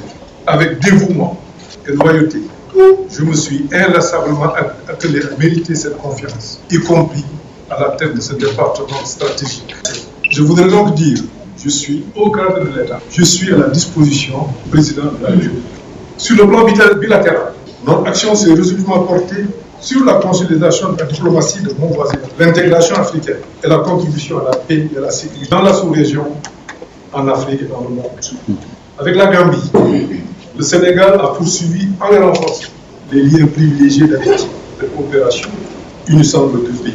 Idem avec la Mauritanie, avec laquelle le Sénégal s'est inscrit dans une perspective quasi inédite d'exploitation conjointe de ces richesses communes, pourtant synonyme de malédiction sous dossier. Je rajouterai la Guinée-Bissau. Le dossier de partage a été bouclé il y a quelques jours. Au Mali, la position hautement humaniste et courageuse du président Macky Sall au sommet de la CEDEAO après le coup d'État et les sanctions subséquentes est restée dans les annales de l'histoire et de nos relations avec ce pays frère, où le Sénégal a déployé le plus grand contingent au sein de la MINUSMA. Fort de cet engagement, résolu pour la paix et la sécurité, le Sénégal a obtenu au Conseil de paix et de sécurité une élection pour l'année 2020. J'en suis d'autant plus convaincu que, madame, vous êtes la première Sénégalaise à occuper ce poste depuis l'indépendance. C'est historique, c'est un symbole, c'est aussi un défi largement important. Vous pouvez compter sur vous. On se connaît depuis très longtemps. Vous êtes une sœur, une parente, une amie, une confidente. C'est fort de cela que je prie le Tout-Puissant de vous accompagner dans l'exercice de cette noble, exaltante mission pour un rayonnement continu de la diplomatie de notre cher pays. À l'instant, Amadou Ba, désormais ex-ministre des Affaires étrangères et des Sénégalais de l'extérieur. Pour sa part, le tout nouveau ministre des Affaires étrangères, Aïssata Tall Sall, a salué le travail de son prédécesseur et indiqué que l'État est une continuité. Elle a également décliné sa feuille de route à la tête de la diplomatie et surtout les solutions qu'elle préconise pour lutter contre l'immigration clandestine. Nous l'écoutons au micro de Amadou Moustapha Dia. Nous sommes réunis ici cet après-midi, non pas pour procéder à un changement, mais bien pour assurer une continuité. Cette continuité, c'est celle d'un État organisés qui, au-delà des hommes et du cheminement de leur destin, consacrent par leur permanence la pérennité de leurs actions. En vous, Amadou Ba, je voulais saluer le ministre des Finances efficace, le ministre des Affaires étrangères émérite. Je voudrais vous souhaiter bonne chance et plein succès dans ces futures responsabilités qui assurent seront les vôtres. Je voulais juste annoncer, monsieur le ministre, il s'agira entre autres de doter notre action diplomatique d'une stratégie d'influence en Afrique pour continuer à enregistrer encore d'autres succès. Il s'agira aussi de recentrer nos priorités sur une meilleure efficacité de notre politique en visant des objectifs spécifiques tels que le renforcement de nos relations de proximité avec nos voisins par l'importance que nous accorderons aux institutions d'intégration politique et économique, de définir une meilleure carte diplomatique pour l'adapter aux réalités géopolitiques et à nos priorités en matière de développement économique et social. Il s'agira enfin de travailler à un meilleur encadrement de la contribution de notre grande diaspora au développement économique et social de notre pays. La question de l'immigration occupe doublement nos esprits et doit en conséquence guider notre action vers deux directions. La première, vers la mise en place effective d'une politique hardie d'orientation des avoirs financiers des migrants vers l'investissement dans des secteurs productifs de l'économie nationale. La seconde, vers une politique novatrice et hardie de lutte contre l'immigration clandestine. En effet, à nos enfants qui affrontent la mer et souvent la mort, nous devons donner l'espoir qu'une vie meilleure est possible ici dans notre pays. Nous devons surtout déconstruire dans leur esprit le mythe d'une réussite qui ne serait possible qu'ailleurs. Le chef de l'État accorde la plus haute importance à cette question, certes complexe, mais que nous devons avoir le courage de regarder en face pour y apporter la solution qui évitera que notre jeunesse se jette à la mer faute de mieux. Sud Matin, l'invité du jour. Dans le cadre du processus d'assermentation des agents multisectoriels et application du Code de l'assainissement, une cinquantaine d'agents ont été formés pour cette deuxième session. Des sanctions pécuniaires comme pénales sont prévues pour ceux et celles qui ne respecteraient pas le Code de l'assainissement.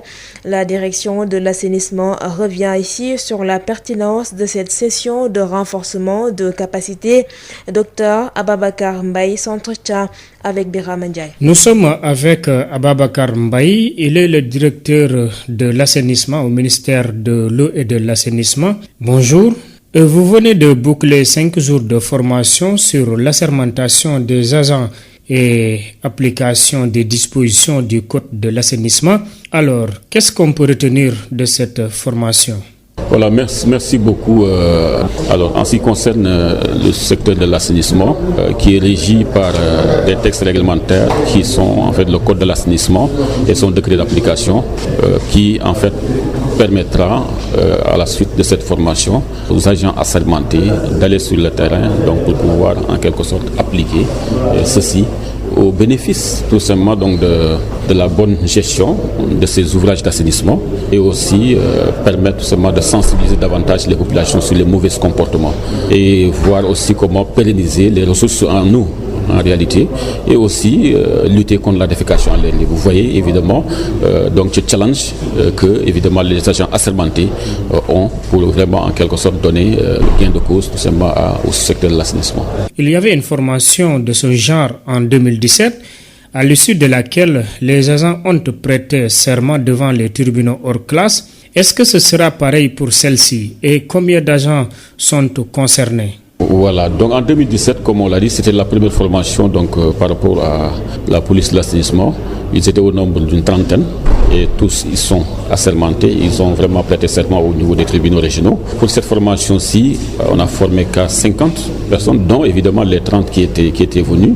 Pourquoi on les a associés? C'est pour qu'ils puissent en quelque sorte comprendre un peu la phase pratique parce que la phase pratique n'était pas inclue dans la première formation. Donc cette formation de 5 jours est une formation complète, théorie et pratique. Ils sont allés sur le terrain pendant 12 jours pour faire des constatations et à la suite de ça faire des PV, donc permettant tout simplement donc d'aller donc au droit au but pour voir comment, s'il y a des infractions, donc voir des sanctions qui s'y est. Donc à la suite de ça, on va demander à ce que ceux qui ne sont pas assermentés, donc qu'ils puissent évidemment aller prêter serment au niveau des tribunaux régionaux pour être agents assermentés. Et maintenant, après ça, je crois qu'il y a possibilité de voir comment ils vont évidemment pratiquer carrément donc la police de l'assainissement au niveau tout simplement de leurs différentes localités de notre région. Est-ce que vous allez mettre une brigade en place? En fait, cette brigade est une recommandation forte des participants, mais disons qu'en réalité, cette police de l'assainissement qui est bien inscrite au niveau du code de l'assainissement, ça ne va pas être mise en application de façon sectorielle, séparate, mais ça sera en quelque sorte une application conjointe avec les autres polices, la police de l'eau par exemple, parce que quand on sait qu'évidemment ces deux polices-là, conjointement, peuvent nous permettre d'être plus efficaces donc, sur le terrain. L'une des recommandations aussi est de voir comment fusionner ces deux polices-là au niveau du même secteur au assainissement. Et là, à ce niveau-là, je crois qu'en réalité, nous avons bien compris cette doléance, et avec le ministre Serigne Mbaye Thiam, qui va évidemment nous accompagner donc pour la faisabilité tout simplement d'une seule police de l'eau et de l'assainissement à travers peut-être un arrêté qu'il va sortir, et ça va nous permettre vraiment donc voilà d'être pratique sur le terrain, et aussi en plus des autres secteurs aussi, la police de l'hygiène, il y a aussi l'urbanisme, l'environnement. Donc je crois que sur le terrain, au niveau des régions, il est recommandé qu'il y ait une certaine synergie, donc des actions d'ensemble qui vont permettre en quelque sorte nos représentants au niveau déconcentré de pouvoir mener à bien ces polices. Donc c'est leur mission régalienne en ce qu'on la gestion notamment des installations d'assainissement et d'autres installations du type hydraulique, etc. Et quelles sont les sanctions encourues par les récalcitrantes? Voilà, les sanctions en réalité c'est de deux ordres, soit pécuniaire ou bien pénal. Pécuniaire parce que ça peut aller de 20 000 à 2 millions, donc ça dépend tout simplement de la gravité donc, de la sanction, mais aussi ça peut être pénal pour aller par exemple de 2 mois jusqu'à 2 ans. Donc vous voyez bien évidemment qu'en réalité c'est fondamental. Pourquoi ceci? Parce qu'en réalité on peut dans un premier temps faire des activités de sensibilisation. Aussi continuer avec des sessions de formation. Mais toujours, il y a en quelque sorte des réticences ou bien des mauvais comportements qui continuent toujours à être menés par les populations. Je crois que la troisième étape, c'est d'aller faire en quelque sorte des activités, des orientations dissuasives, donc qui permettent tout simplement de montrer que quand même, en quelque sorte, ce que nous voulons est que dans un premier temps, bien gérer les installations d'assainissement, mais aussi préserver les ressources en eau, comme par exemple au niveau du lac de Guiers, où il y a vraiment en quelque sorte il y a beaucoup à faire pour préserver la qualité du système de lac de Guiers. Là aussi, je crois qu'il y aura prochainement un atelier conjoint qui va se faire entre la police de l'eau et la police de l'assainissement en collaboration avec l'office des lacs des cours d'eau, qui en réalité va nous permettre tout simplement de former ces agents et sensibiliser aussi les pollueurs, tels que par exemple les agro-industriels, donc les populations aux environnants. Donc tout ceci vont être sensibilisés et permettre aussi vraiment à ces agents donc de l'OLAC et les autres agents aussi de pouvoir vraiment jouer leur partition en termes donc de surveillance de ce système, aussi de suivi tout simplement donc de système d'eau. Ababacar Mbaye, je vous remercie. Je rappelle que vous êtes le directeur de l'assainissement au ministère de l'eau et de l'assainissement. Adama John. ñaareelu pàcc Sud Matin dañ koy daal di door rek coordonnateur régional bu parti socialiste ñi ànd ak Khalifa Sall ca Kaolack ñoom ñi daal di nag seen xel tey ci élection woote ki ñu daal di nag jëm ndax bañ ka ñu samp ca bopp ministère intérieur ñu Khalifa Sall daal di nag wax itam ci avenir ba leen di xaar ci seen i njiit waaye itam coow li aju ci parti socialiste ba ñu daal di bàyyeekoo Jokal Gadiaga moom moo daal di nag jiite kuréel googu di nag coordination régionale bu parti bi ca Kaolack ñu déglu ko Mamadou Camara. gouvernement bi moom biir awma ci yoon yaakaar bi fi nekkoon biir awma ci yaakaar bi ci gën a garaaw nag mooy le ministre de l'intérieur Félix Diome bii ñu jox intérieur amul du ko gën a garaaw parce que gis naa mu def ci procès Karim Wade ak procès Khalifa Sall acharnement boo xam ne foogu moon ne benn sénégalais mën na koo def ci doomu sénégalais numéro ma ndekete boobu lii la doon xaar pour ñu fay ko lii tey il a été récompensé. parti socialiste bi ànd Khalifa Sall laa wax parce que ñun bële dañ ñoo dàq waaye nag ñu ngi xaar ndax ñun lañ wax bañ dàq ñu mooy ne parti socialiste war naa am candidat loolu la ñu dàqee léegi ci biir loolu Serigne Mbaye Thiam wax na lu gën a garaaw loolu sappe fondamentaux parti bi léegi nag ñu ngi déglu parti bi ba xam ndax 2 poids 2 mesures kumba am ndey ak kumba amul ndey la ñun dañu dàq pour loolu moom mu wax lu gën a garaaw loolu ñu ngi seet ndax danañ ko dàq nuñ ko dàq. yéen pro Khalifa si naka ngeen gisee seen avenir. suñu avenir macha allah Khalifa Sall ku ne xam na ne c'est un socialiste ku ne xam ne c'est un grand commun de l'État kilifa la te réew mi ko ñor fi mu tegoon tànkam ba dugg ci kaso foofu lay teg tànkam parce que réew mi la soxla en 2024 mu ngi waajal tournée nationale pour loolu doole Guédiawaye ñoo ay ci Ahmed Aïdara te suñ paree danañ def les 14 régions danañ def les 45 départements.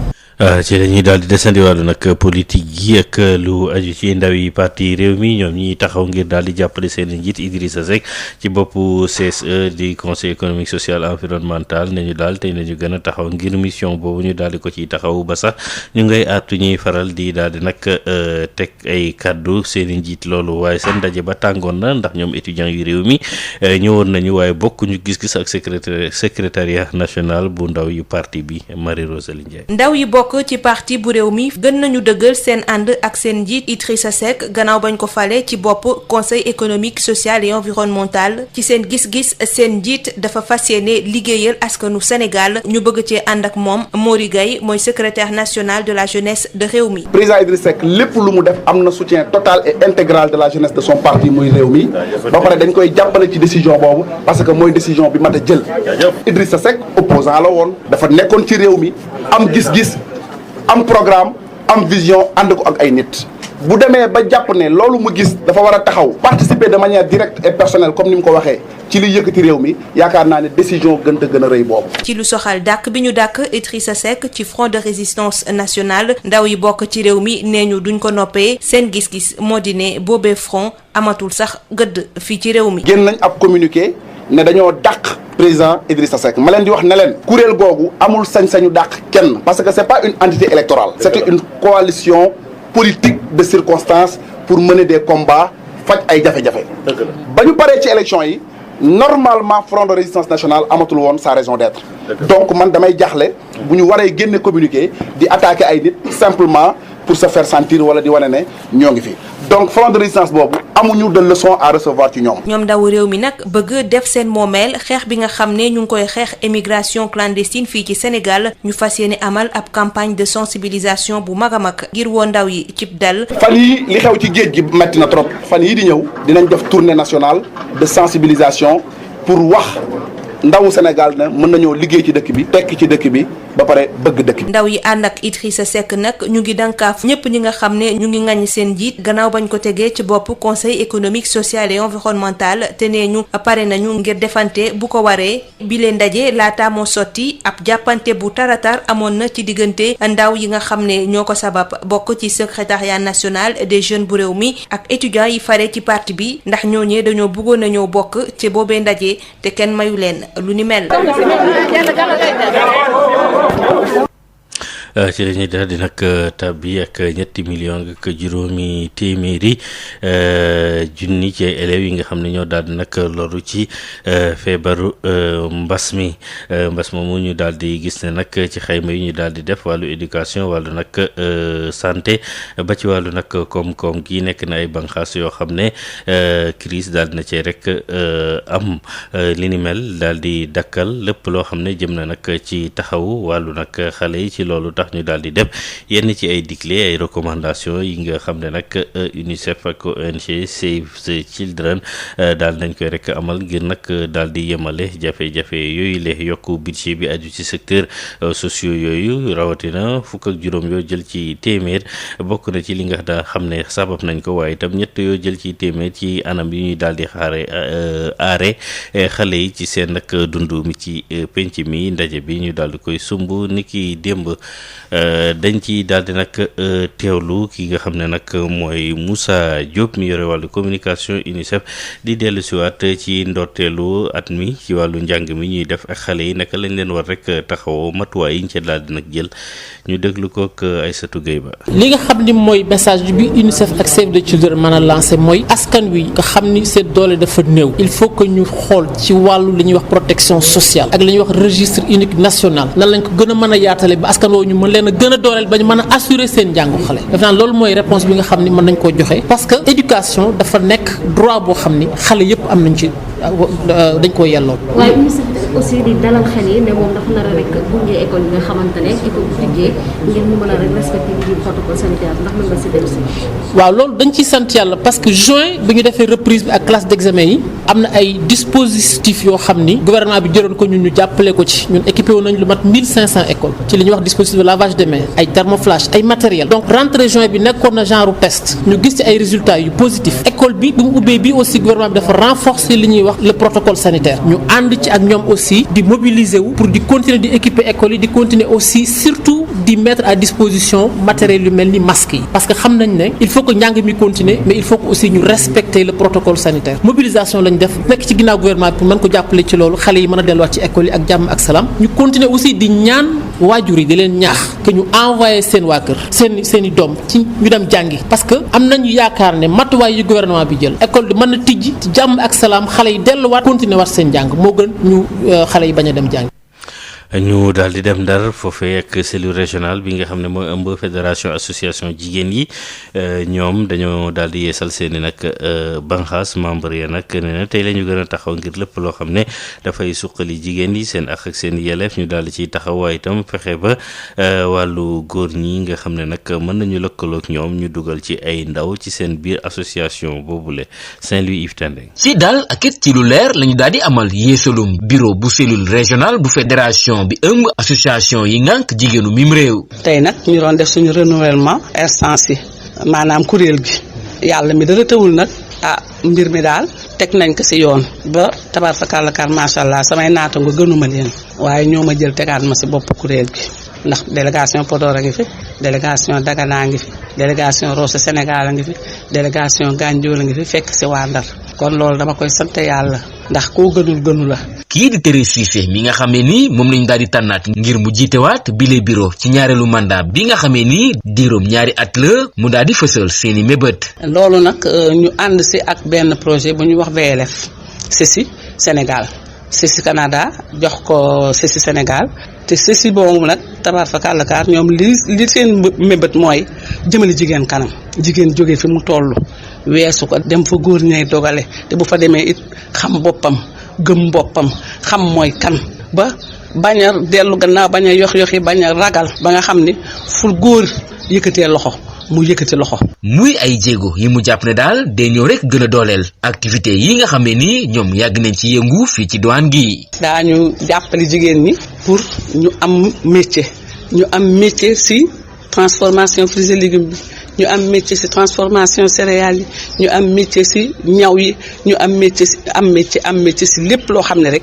jigéen a ngi koy def wala muy liggéeyu jigéen ñu ràññee ko ci. ci noonee itam mu daal di indi ay leeral ci li waral ñu boole góor ñi ci biir seeni kuréel. léegi ñun li ñuy liggéey dañuy liggéey ci masculinité positive mooy lu jigéen mën góor war na ko mën lu góor mën jigéen war na ko mën.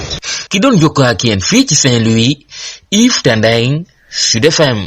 Yves Tendeng desandi ak moom ndax nag ci assemblée générale boobu présidente cellule régionale bu fédération association jigéen yooyu wax nañu ci jafe-jafe ñi jël gaal wuti bitim réew Thérèse Cissé muy njiit la nee na daal ñu ngi woo ndaw yi ñu daal di des seen réew te xam na rek mën nañ fi tekki ñu déglu ay kàddoom ak Yves Tendeng. kooku Yves lu ñu naqarlu la ndax ñun wax dëgg yàlla ñun dañu sax tiit waaye gàddu gi ma leen di wax rek mooy lu waay di wuti dëkku jàmbur rek wacc nga ko sa dëkk te la nga wacc sa dëkk sax moo gën la ngay wuti te doo si am benn coono ndax lu tax ma ne doo si am benn coono cotisé nga 400000 dem si mbëkk mi mais 400000 yooyu boo duggoon léegi si bitik jël sa ñaari keesu saabu boo ko dee jaay léegi mu jur nga yokk sa 400000 boo liggéey nga jënd sa leneen jaay mu yokku te doo sonn doo dee si ndox mi doo xiif doo mar ba lii ñu gis diñu ko won si réseaux sociaux yi di la dal te mu metti lool kon ñun dañuy wax xale yi ni leen li ngeen di wuti am na fii di wax it ñun jigéen ñi Yves loolu dama ko fàtte woon ñun jigéen ñi am na si une part de responsabilité dañu bàyyi wujje ndax wujje mooy lan man doomu Yves dem na Espagne sama doom du fi toog day dem ñu dem jëli prêt si avec yi ñu dem jëli prêt si banque yi ñu sotti suñu tontine jox ko ni ko demal werse ji ba doomu diw jaar fa ba dem kon loolu lépp li mel nii moo ko indi kon ñun tam ñu ngi si biir kon ñun parents yi am nañ si un droit de responsabilité te ñun de parents yi nekk si FAFS ak ñu nekkul si FAFS ñun taxaw nañu pour def un plaidoyer si loolu nga xam ni vraiment xewat la te du lu gën. ñu daal di nag desandi sax ak immigration clandestine googu ak dëkk boobu ñuy daal di nag wax Pointe Sarène ca commune bu Malicounda moom mi wàññi ñi fa daal di nag faatu juróom benn nit ak fanweer ñoo xam ne ay rescapé la ñu rëcc nañu waaye ñu ci bëri jëlee nañ ci ab feebar askan wa nag li ni mel métti na leen wàllu sensibilisation la ñu bëgg a def bu ko defee interpeller autorité yi itam ñu daal di jóg ci musiba mi leen Mbour Moustapha Sall. juróom benn xale ñàkk nañ seen bakkan ci géej gi ñu ngi dëkk fii ci Pointe Sarène am na fanweeri nit yu nga xamante ne ak yu topp dellu si nañu ñoom dañoo demoon ci mbëkk mi bawoo woon fii ci Pointe Sarène Ndiol Ngom moo jiite nappkat yi nekk fii ci dëkk bi. Pointe Sarène yëg nañ mbëkk mi trop sax yëg bu miti sax parce que seen doom yu bëri demoon nañ am na ñu dem egg am na ñu dem ñu mujjee dem egguñu seen gaal échoué Mauritanie xam nga ñu am ci 6 morts am 23 yoo xam ne convoyé nañ leen ñu ñëw am 10 yoo xam ne des nañ ci hôpitaux yi foofu Mauritanie amoon na 5 yoo xam ne aussi seen état xawoon na doy waar ñu yóbbuwaat leen hôpitalu Tefes ci benn gaal gi Pointe Sarène amoon na ci 39 beneen gaal gi mu am ci beneen gaal gi encore mu amaat ci beneen 39 yi nag moo am 6 morts. ñu bari ci ñoom di askan wi jaaxle lool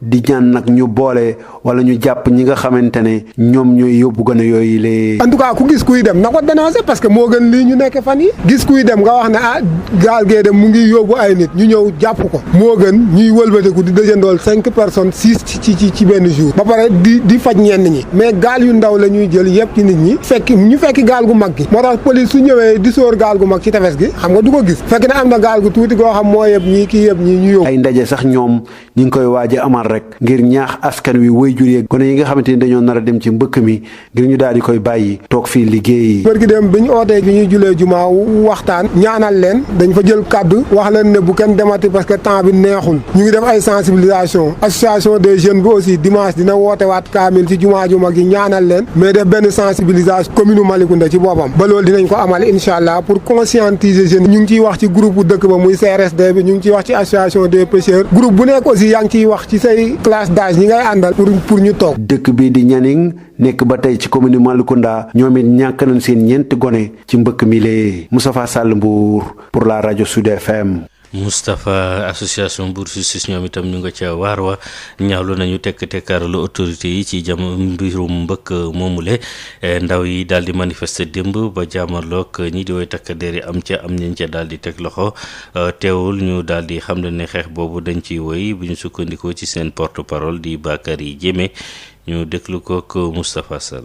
ay doomu Sénégal ñoo ngi jël gaal gi ba léegi di si dee te loolu c'est anormal. ay jeunes sénégalais waxatuma sax ay mburuwaa yi benn jeune liggéeyatul ni y a plus de 500 jeunes yoo xam ne ni disparaître nañ te gisuñu dara gisuñu benn disposition bu ñu jël léegi nag lu si am dañ koo gis te ñëpp gis nañ ko moom mooy le président Macky Sall c'est-à-dire que nangu see waxu si benn yoon loolu nañuy dénoncer su jógoon suba ne benn gaal dootul départ te Mbour mun na ko parce que am na ay moyens. loolu nag état moo ko war a def na état bi jóg ñun nag duñu bàyyi tey duñu bàyyi ëllëg. mais duñu toog nag di seetaan suñuy frère wala suñuy compagnon ñoo xam ne dañ ñoo jege trop di dee si géej.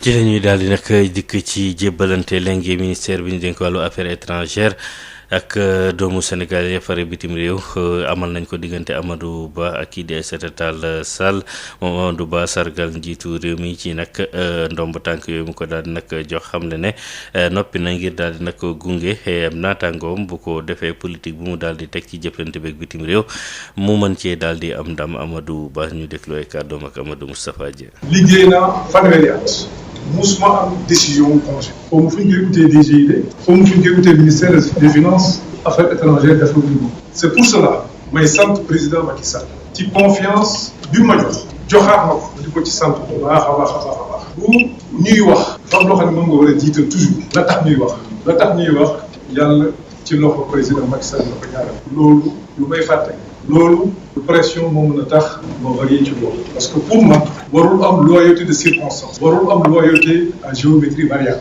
on est loyal. Je voudrais donc dire je suis au cadre de l'État, je suis à la disposition du président de la République defal na ma ko et je partage sa vision. jàpp naa ne li muy def Sénégal amul beneen possibilité bu jëm ci émergence bu jaarewul ci li mu wax moom man loolu laay liggéey loolu laa fas yéene continuer liggéey. ministère bi nag ministère bu am solo ndax politique étrangère mooy domaine réservé au président lépp loo xam ne dañ ko fiy wax dañ ko fiy jëf wala dañ ko fiy def dañ koy def ci ndigalu président de la République ñëpp en fait derrière le président jàppale pour que Sénégal mën a génn ci lii nu mu gën a gaaw mais gis nañ fi ay jafe-jafe yi Mali amoon gis nañ ci taxawaayu président gis nañ fi jafe-jafe yu Gambie amoon gis nañ ci taxawaayu président gis nañ fi aussi Mauritanie yàlla boole ñu wërsëg yeneen anam wala yeneen dëkk mu am ni xiiroo ak ngaayoo waaye suñu diggante defar nañ ko nu mu gën a rafete ba nga xam ne alal ji ñoo ko bokk mu mën leen aussi informé la ñu def ak Mauritanie def nañoo Guinée Bissau wala même noonu ndax am na ñu yàlla boole gàcce ngaalaama diplomate yi nga xam ni ñoo nekkoon sama wet fexe ba loolu yëpp mën a nekk ci ndigalu président da leen di ñaan ngeen continuer loolu jàppale Aïssata Tall Sall sama mbokk sama xarit sama mag loolu démb la woon balaate ni ngeen ma defal bu ngeen ko defal lu ko ëpp defal leen ko au moins li ngeen ma def je sais que li ngeen ma defal bu ngeen ko defee ma sañoon nag ngeen defal ko lu ëpp loolu waaye même bu ngeen ko defal loolu la ngeen ma defal nag defal leen ko atum ren bi nag at bu métti la woon ak Covid bi jeexagul it ci àdduna bi kon xel mën naa jàpp ni at bii di ñëw wala bi ci topp xel mën naa mu ne ay at yu jafe lay doon ndax mu ne ay at yu jafe lay doon pour que Sénégal mën a génn ci lii nu mu gën a gaaw mais nag boo soxlaa sa morom soxla da ngaa war a teel a jóg boo soxlaa it sa morom soxla waroo toog ndax adduna bi foofu la toll tey. ci li ñuy daal di nag desandi ki ko daal di nag wutu Aïssata Tall Sall rafetlu nag liggéeyam daal di nag wax ne ci wàllu continuité wóyal liggéey boobu la fas yéene rek nekk ni mu bëgg war a liggéeyee sax daal nag fësal na ko di feuille de route am wax ne dina jéem a indi ay saafara ci yenn ci ay jafe-jafe ba ci sax xeex bi ñuy xeex wàllu nag ñiy tukki dem bitim réew Aïssata Tall Sall ak Amadou Moustapha Dieng. di jiital nag ci nuyoo bi sama càmmiñ sama xarit Amadou Ba. nii mu leen wax te suñu xaritoo ñun ñaar ak suñu diggante ñun ñaar noonu la ko yàlla defee wante nag état moom état rek noonu rek lay doxee te mu war a jàpp ni moom kër gi kër gi du fi mës a génn en tout cas ndegam maa fi ne moom du fi mës a génn lépp loo xam ni jaaxal na ma dinaa ko laaj aux fonctionnaires yi ngi fi nekkal ñuy ambassadeurs yi ñuy chancelier yi ñuy haut cadre yi fi nekk ñoom ñëpp doon la jàppale ci liggéey bi ma leen di tàllal sama loxo man Baye Fall laa liggéey rek laa gëm koy liggéey rek ma ànd ak yow kon boog yaakaar naa li nga wax kooku man dal na sama xel te incha allah liggéey bi dina gën a sore ndax mbir mi buñ ko waxee segg ko ba seetaat ko Sénégal rek a tax du leneen amu fi kenn ku fi am titre ba nga sut Sénégal amul kenn bu fi am aajo bu sut aajo di servir Sénégal te ñun nag muy yow muy man muy secrétaire d'État muy SAR muy fonctionnaire di fi lekk ñëpp loolu le président Macky Sall santaane te ci loolu la ñuy wéy ci anam boobu nag ma bëggoon wax ni nañ ànd liggéey ànd taxaw temm suñu diplomatie dem na fu sore tey wax nga ko ku dégg Sénégal dégg-déggin bi nu mu demee dayoo bi nu mu demee daraja bi fu ma àgg tolloowul sax méngoowul sax ak suñu koom-koom ak suñu am-am mais loolu nag dañ ko liggéey lu yàgg ci jamono maami ya depuis président Senghor Abdou Diouf Abdoulaye Wade ak moom mi Macky Sall nag bi ñëw nga xam ni dafa gën a dëgëral mbir mi ba tey alhamdulilah rabbil alamin mandarga yooyu ñu waxoon sànq yépp Sénégal am na ko mu doon ay ndam yu am solo ci biir àddina bi kon boobu ci loolu la ñuy continuer waat topp sa tànk topp ñu conseiller ba incha allah yow it succès yi nga am dina li si sargal yàlla may ñu am succès au minimum yu day noonu bu ñu sañee succès yu ëpp foofu ndax loolu yëpp Sénégal rek la. Sud FM ganu bés bi. gënu bés bi nag mooy doon kii di docteur Ababacar Mbaye mi nga xam ne nag moom mooy directeur assainissement di dellu siwaat nag ci ay agents yi nga xam ne nag ci secteur yu wute dañuy yëngu ci banqaas ba mu daal di nag jiiteeg tàggatu ba ca daal di nag am code assainissement mi nga xam ne nag nee na ñu ngi ciy daal di tàggat lu war a toll ci juróom fukk ci ay nag ndaw ci ñaareelu session ba ñu daal di amal wax nañu itam ay daan mën na tegu ci ñi nga xam ne jëfewuñu ko ci wàllu koppar wala rek ñu teg leen rek ay daan ci wàllu nag yoon directeur assainissement Ababacar Mbaye ñu déglu waxtaanam ak Birama Ndiaye. ñoo ngeek Ababacar Mbaye moo nekk directeur de l'assainissement ca ministère de l'eau et de l'assainissement. asalaamaaleykum. waaw yéen a ngi jeexal juróomi fanu tàggat ci seeni agent yi ak it nu ñuy doxalee la nga xamante ne moom mooy code assainissement lan la ñu mën a jàpp ci formation boobule. ñoo ngi leen di gërëm ci vraiment accompagnement bi ngeen def nii ci atelier bu important bi nga xam ni assisté nañ ko ak l'ensemble des services les brigades les divisions régionales de l'assainissement d'assainissement au niveau des régions aussi représentant de l'ensemble des structures ministères yi de l'urbanisme du service national d'hygiène pour ñu ñëw répondre vraiment ci invitation bi ONAS aussi vraiment avec ci un nombre bu important boo xam ni pour rien que en fait li ñu soxal mooy ñu xool naka ouvrage d'assainissement yi naka lañ koy gérer pour que les populations aussi comprendre ni que ñoom la administration la mais aussi ñëpp ci lañu bokk pour ñu mën a vraiment gérer les ouvrages donc ci côté boobu ci la ñu vraiment jël donc atelier bu pour former agents yi pour ñu assermenter leen donc assermentation moom lu tax mu am solo day fekk ni ñoom ñu war a def seen système de contrôle bi aussi xool ni aussi comment dañu continuer aussi sensibiliser parce que contrôle aussi dafa war a ànd ak sensibilisation ci vraiment naka la ñuy gérer donc installation yi. ci atum 2017 amoon na tàggat bu mel nii boobee sax bi ñu fa génnee agent yi nga xamante ne ñoom lañ fa daal di woon tàggat daal di woon nañ wat ci kanamu tribunaux yi ndax bile yoon noonu lay demee ak it ñaata agent la tàggat bile daal di concerné.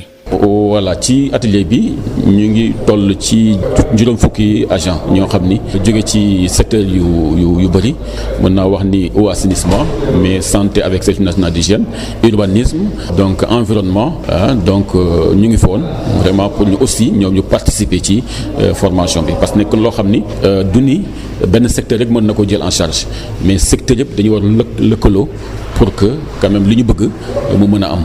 parce que quand on sait que suñu xoolee ni par exemple service déconcentré yi bariwuñu ci en termes de personnel donc li leen mën a aider surtout dimbali mooy ñu booloo seen force yi nga xam ni suñu amee benn par exemple descente sur le terrain ñu dem en termes de comité technique pour que ñu mën a def seen liggéey comme ni mu waree donc nekk na loo xam ne dëgg de lu am solo la sëñ Mbaye Thiam ministre de l'eau et de l'assainissement rafetlu na la ko lool.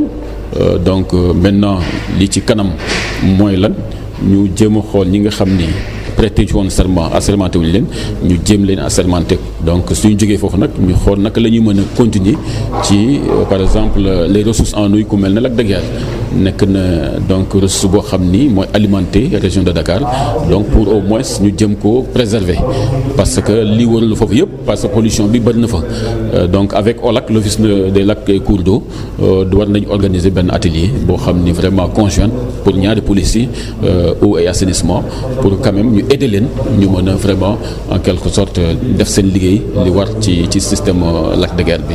ndax loolu dafa waral ne da ngeen di taxawal benn brigade buy yëngu ci fànn boobule.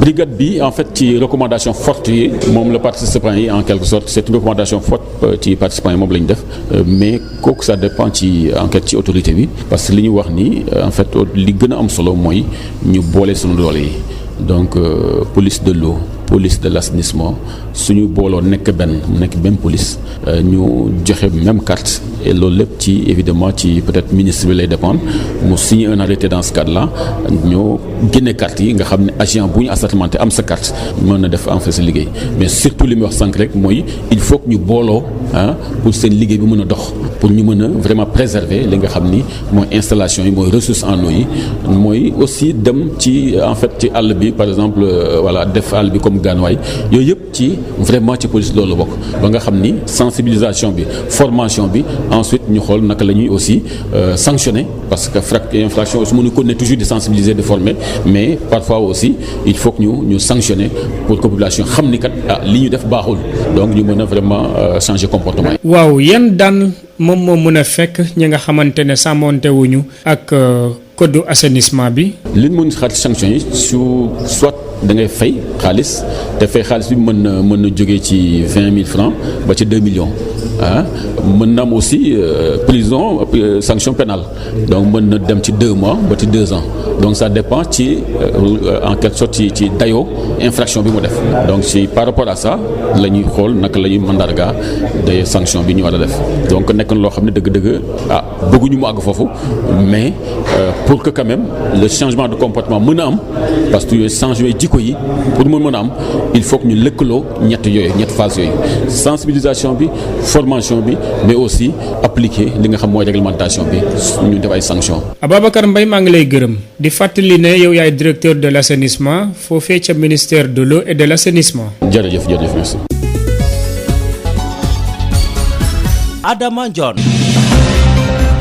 waaw mbokk yi kon fii la ñu yem ak yéen ci xibaaru suba gi xibaar yi ci yaatal dina dellu siwaat bu midi jotee ak benn waxtu xibaar yu mag yi diggu bëccëg bi kon laata boobu nag 9h dinañ leen tënkal xibaar yi buñ ca noppee seen émission loo ci xam ànd ci Alaaji Moussa Thiam jaajëfal bu baax a baax Pape Laye Dieye mi ñu àndaloon ci suba geeg léegi mbokki xarit yi ñuy déglu gërëm nañ leen yéen itam ñaanal leen sàkku ci yéen ñaan ñu yendu jàmm.